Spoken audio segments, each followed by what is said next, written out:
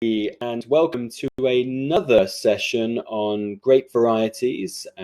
This is grape varieties on Malbec, or what it's widely known as in France as Cotte. So this is our advanced version. This is ideal for those of you studying level 3 and above. Just a word on that, level 3 students, you won't need to know all of this. It's a bit more above your pay grade, but it is very interesting nonetheless to learn about these things. So this is very good for further knowledge and further reading.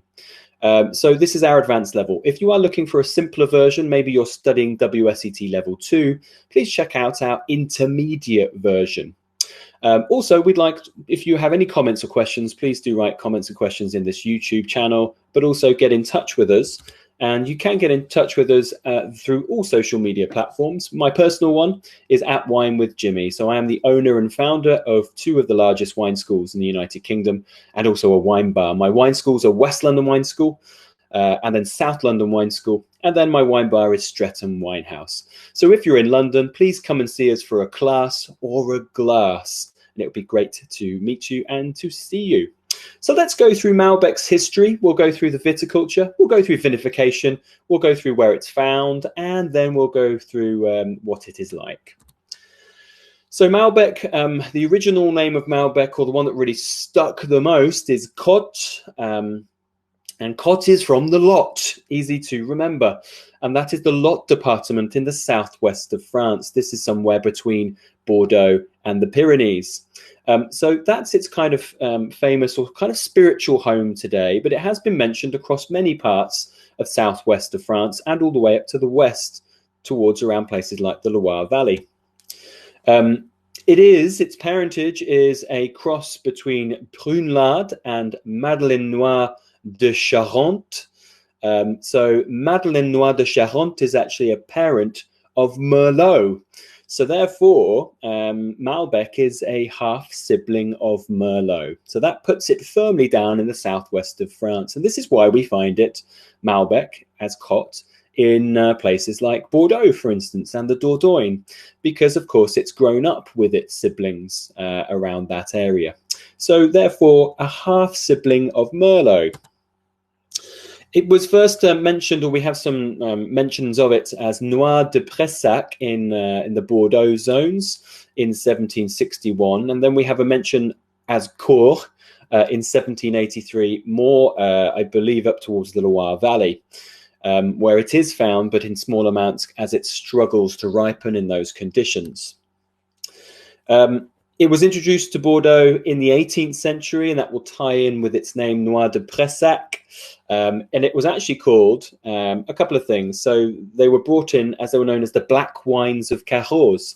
And this is because the Cahors Cotte wines are so dark and inky with high anthocyanins and a huge amount of power behind them, often brought up and added into Bordeaux to add that extra bit of density and intensity.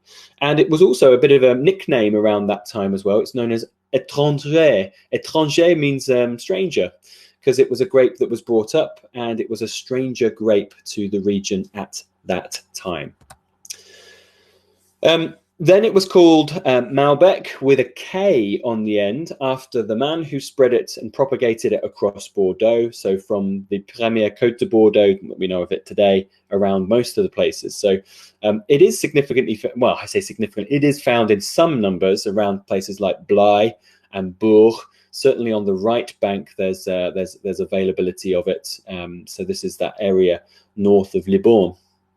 So yes, Malbec, and that's of course where we can tend to find the name today, the synonym for it today. And the key sort of moment in time which really shifted its importance away from France was the big 1956 winter freeze. So you can imagine before this date that there was actually quite a lot of Malbec being grown from pretty much the Gironde and Bordeaux down to the Pyrenees. A significant amount, and happily growing away. There was the big winter freeze, about 3 weeks where the temperatures were a solid minus 25 degrees Celsius, which is bitterly cold for this part of France. And young Malbec vines, of which there probably was many, were all killed. They do not do well, these young Malbec vines, in these very bitter conditions. So grape growers, vignerons at that time would look and go, well, let's not plant with Malbec again, because we run the risk of losing it. And big replantations happen with things like Merlot, which survived, and other varieties. The only area that really significantly replanted, probably at that big risk, was Cahors. And that is why today it is known as the kind of spiritual home, because it's the only place that focuses and leads with the Malbec grape variety. Malbec in the vineyard, then, it is, in fact, it says moderate to warm there. It's better in warm climates. So it's best in the warmest climates like southwest of France or like Argentina, for example. Chile has a bit of it as well under production. So it does like these warm conditions enough to, of course, ripen it and keep it through this the ripening season. It is mid-ripening, so it's not the longest, and that's a reason why you don't tend to find a huge amount of structural bitter tannins behind Malbec, because the season isn't too long to ripen those. But the vine is pretty vigorous. You will find, therefore, that they can yield a fair bit as well, and that's why Malbec is successful as an entry-level wine from Mendoza in Argentina, where in the UK you can pick them up at sort of $6.99 a bottle, because there's big volumes produced of these styles, and very consistent as well. But it was a grape that's always been moaned about by the French vignerons, because it's very sensitive to coulure, and coulure is wind damage. So this is where the blossom will not pollinate due to excessive kind of inclement weather during the flowering stage. So it does shed its blossom quite easily.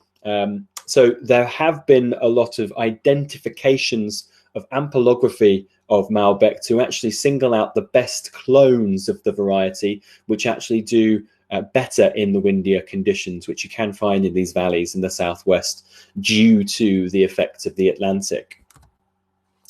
The young vines, as I mentioned before, 1956 was the case in point. Very risky for spring frosts, and this is in the southwest of France where this may happen. I did hear that in 2017, when there was significant frosts, that some young Malbec vines were killed. Also, after a frost, the vine will start to rebound again and then go through a secondary bud phase. Malbec's not very good at that. So once you have a bit of spring frost coming in and damaging the buds, the regrowth is not great. So you do tend to lose a significant proportion of your crop. And when the grapes finally get quite ripe, they do have a bit of a tendency to start dropping off. So you do have to keep on the game and ripen them. Not all of them, of course. And they do say that in a certain type of soil, which is limestone, around Cahors, they will produce these quite acidic and then quite bitterly rustic wines that need a bit of time or a bit of blending to actually make them quite balanced. So that's Cahors based wines, Cahors AOC. Now that's interesting because it's quite a different style, therefore, to most Argentine Malbec. Argentine Malbec being more softer, smoother, fuller, riper, but the Cahors one being a bit more bitter and a bit more acidic. So this means that if you put a Cahors Malbec in front of an Argentine Malbec lover, they won't tend to find it as nearly palatable as their normal Malbec from Mendoza. Sometimes they will, but of course, I'm generalizing these styles. In Argentina, to combat the fact that it's so hot and so intense in its climate with dry conditions, 200 millimeters of rain only per year, and with the hot, dry Zonda wind as well, which is the sort of Andean Foehn effect, you'll find that they need to keep growing them at higher altitudes to gain more balance. And most of the vineyards are grown at around 500 meters, and that's around Mendoza, and that's hot for them. 500 meters for us is in Europe is pretty high altitude, but they're grown to 1,000, 2,000, even up towards 3,000 meters in the Salta province, right in the northern parts of Argentina. This means that there's a longer growing season, it's cooler, the acids are higher, and that longer growing season will give you more structure. So they actually become a little bit more European when the altitude comes into play. And by that, I mean more like Cahors, more rustic and powerful. And they can be wonderful from those parts of Argentina. In parts of the world, all the parts of the world, but let's just focus on the two major ones. In France and in Argentina, there is an over tendency for over ripeness. So that is leaving the grapes on the vine a little bit too long, despite that some of them may drop off. But that means that you can get a little bit of shriveling, and the wines tend to be in the kind of prune raisiny kind of category. They can be a little bit overdone, and that's sadly a little bit more common than we'd like to think from some of these Malbec producers. Malbec in the winery, then it's so powerful as a brand, Malbec, today, that it's often just found on its own. Even if it has some flaws to it, if it's not the most exciting, it will sell as just Malbec. It is a very well-adored grape variety across the world, one of the biggest sellers in the UK market. So often found as a single varietal. But you will also find it being blended with a whole host of varieties, with Cabernet, with Merlot, with Syrah in Argentina, with things the same in Chile or with Carmenère, and with all the Bordeaux varieties down in the southwest of France. Malbec is actually, apart from Cahors, is normally found as a blending partner in a small percentage across a lot of the southwest, like the Dordogne and the Gironde department, Bordeaux. Yeah, and it's called, it has a moniker of black wines of Cahors. We've mentioned that earlier. And this is another reason, quite a lot of extraction is used in the winery. So lots of remontage, pumping over, lots of skin contact to really extract its full intensity. But you'll get some bitterness and rustic notes to this as well. Hence why they've been called the black wines of Cahors before, because all that color seeps into it as well. So there is certainly some nicknames behind it too. Modern Argentinian style. So Argentina has boomed with this variety. And of course, flying winemakers find their way there. Michel Rolland, famously from Bordeaux and Pomerol in that area. The American Paul Hobbs, and two Italians, Alberto Antonini and Robert Cipresso, have all had significant influences here with making sort of more plusher, rounder, oak-integrated, perfumed styles of Malbec. Clos de Siete, remember, is one that Michel Rolland has a part to play into. So there certainly is these modern examples. And then also there are some more of those that tend to sort of focus, they say, on terroir and how that impacts that. And that's talking about the altitude coming into play, the aspect, and providing probably more of a European style of Argentine Malbec. Sebastian Zucardi is quite famous. Nicolas Catena, very famous winemaker, of course, with the Catena brand name. So 44,100 hectares of Malbec, and that's according to Wines of Argentina. And that's a lot. It's significantly increased in the years. Like, it really has boomed, a bit like Sauvignon Blanc in New Zealand. Its key area is Mendoza. Mendoza was connected by a railway in the 19th century from Buenos Aires to Mendoza, and that just gave a boom of migration to the area. And it is today why Mendoza is 75% of the production here. It's always been the kind of core of the wine industry. The kind of spiritual area is the Luján de Cuyo, the central area, but then next to that, the Maipú, and then the Uco Valley, which is into the Andes. These areas all have more complexities due to altitude behind their Malbecs. But in the north, in Salta province, way off on that map, in that northern area, Cafayate, there is some very good, vibrant, floral, acidic Malbecs up there, and some lovely ones you will find. San Juan, which is just north of Mendoza. Patagonia in the south is a brilliant, newish region that is making some cracking ones. Patagonia is more famous for things like penguins. It's a cool climate, but the Malbecs here are very elegant, as are other varieties like Pinot Noir, for instance. So it's quite fascinating. Big production, leading with Argentina.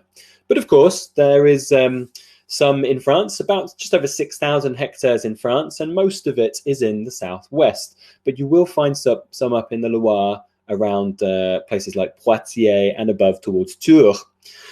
And In France, of course, it's found in a lot of areas, but Cahors is the main area.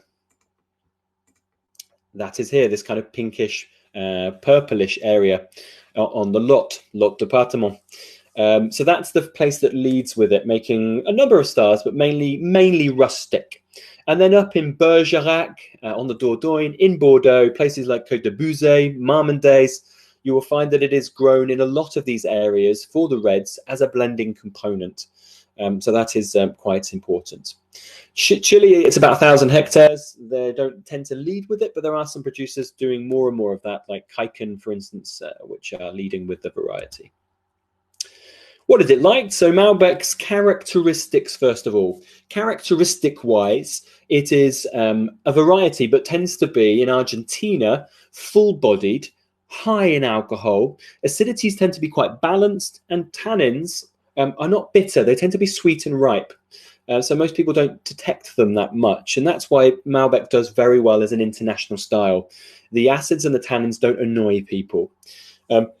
Comparing that to in Southwest, there is a bit of a longer growing season here where you're able to ripen the physiological part of the grape more. And this produces more of that structural drying bitterness of what people like Jancis Robinson has called a rustic edge. Also, the acidities tend to be a little bit more vibrant, probably due to the limestone soils. And that tends to give these kind of high acid characteristics as well. So a little bit more forceful in the mouth. But across the board, from Argentina to Southwest France, the flavors and aromas tend to be more black fruit dominated, maybe sweet reds, and then spices, things like black pepper, things like licorice, and oak will be used. Oak is commonly used in Cahors, and for the more premium stuff in Argentina as well. So coconut, vanilla, smoke, cedar tobacco you may find as well. With the tendency to over-ripen, you may find things like raisiny and figgy and pruny characters as well for sort of some slightly more unbalanced stuff from Argentina. So that's been it. Thank you so much for your time. I hope you've enjoyed your advanced look at the grape variety Malbec. Please comment and question at all in the YouTube chat below this, or get in touch with us on any social media platform. At Wine with Jimmy is mine. But once again, come and see us at our wine schools for a class, or come and see us at our wine bar in London for a glass. It'll be great to see you. I hope you've enjoyed it. I hope you've learned something, and see you soon.